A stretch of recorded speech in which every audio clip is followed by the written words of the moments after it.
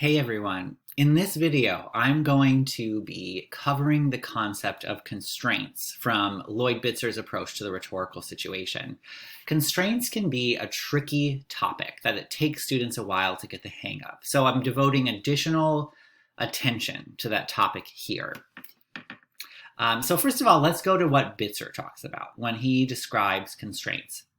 Bitzer claims that constraints are persons, events, objects, and relations, which are part of the rhetorical situation because they have the power to constrain decision and action needed to modify the exigence.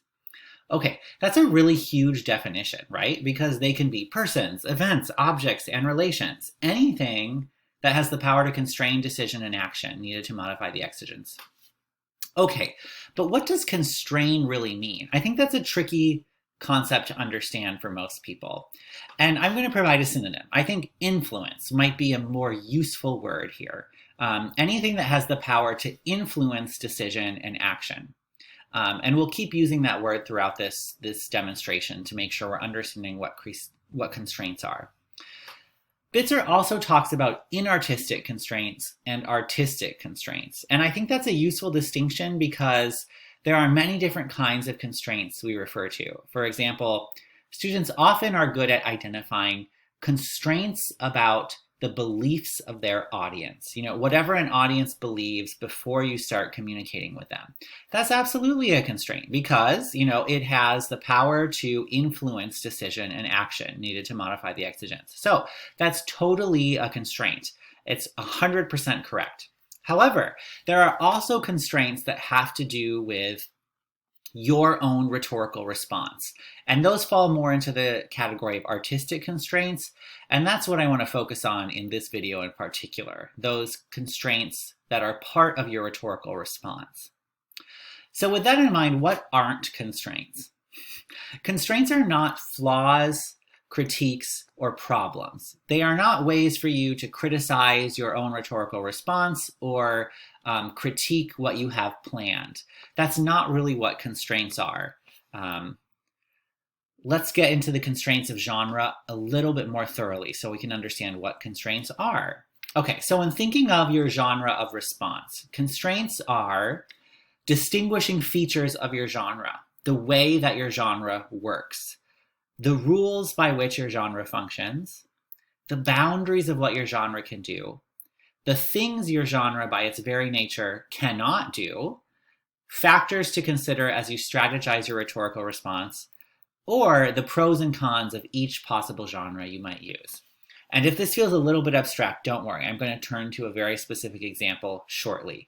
But all of these describe one way of thinking about the constraints of a genre of response. They're the rules by which your genre functions. They're the things your genre can and cannot do. They're the pros and cons of each possible genre of response. Okay, let's think about this in more concrete terms. Imagine the following exigence and audience. Your exigence is that you're going to miss a week of school to go rock climbing in Peru. Ooh, that's a tough one.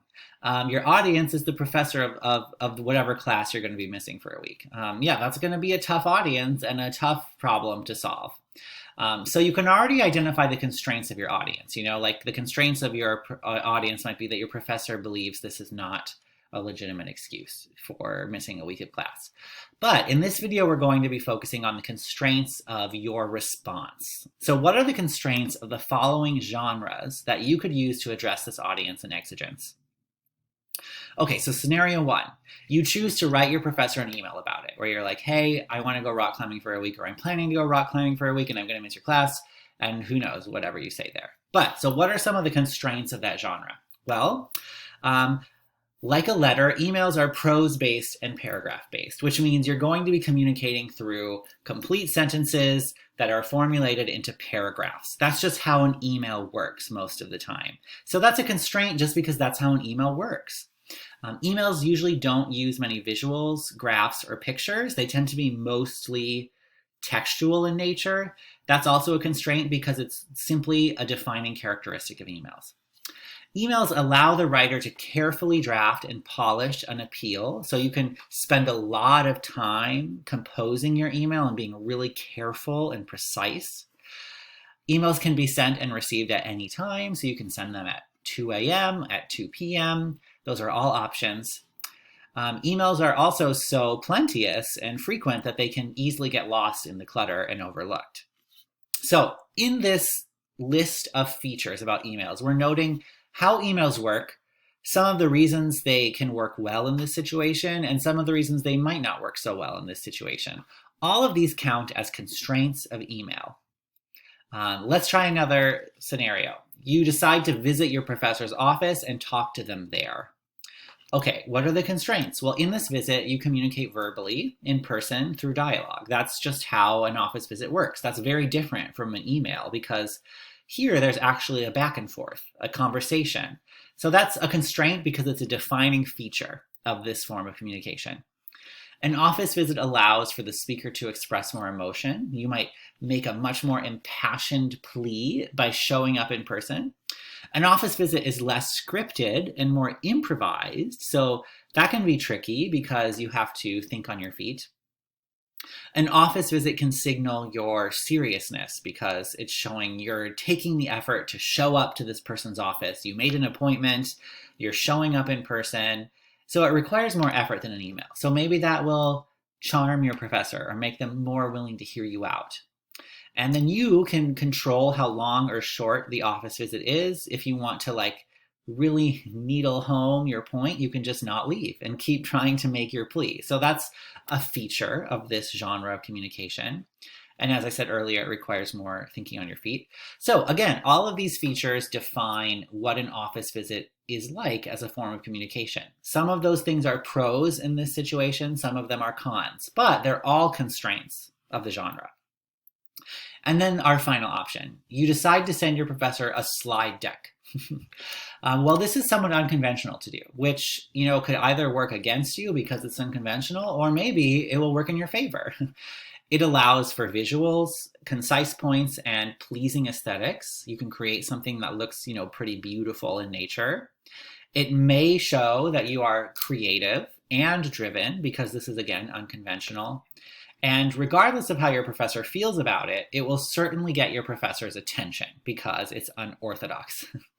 And then, of course, it might be too unorthodox for the professor. They might think, oh, who is this person sending me a slide deck? Again, all of these are constraints of this genre of communication. They are just features of how this genre works, and those features can be pros or cons in this situation. And most importantly, those features are going to shape how you communicate in this situation. In the email, you're going to write prose. That's how the email constrains your response, because it says you have to write prose in this genre. In the office visit, you're going to have a conversation, because that's a constraint of the genre. You have to have a conversation in that setting. In the slide deck, you have to be creative and unconventional. That's a constraint because that's what you have to do in this genre to effectively communicate. So all of these are constraints of your genre. To summarize, the constraints of a rhetorical situation include many obstacles to successful persuasion. These constraints also include the things that any chosen genre that you use to respond to the rhetorical situation can and cannot do. In other words, every genre can and cannot do specific things. Those specific things are constraints of the genre. I really hope this has been a helpful video, and I look forward to talking with you more about the constraints of your chosen response.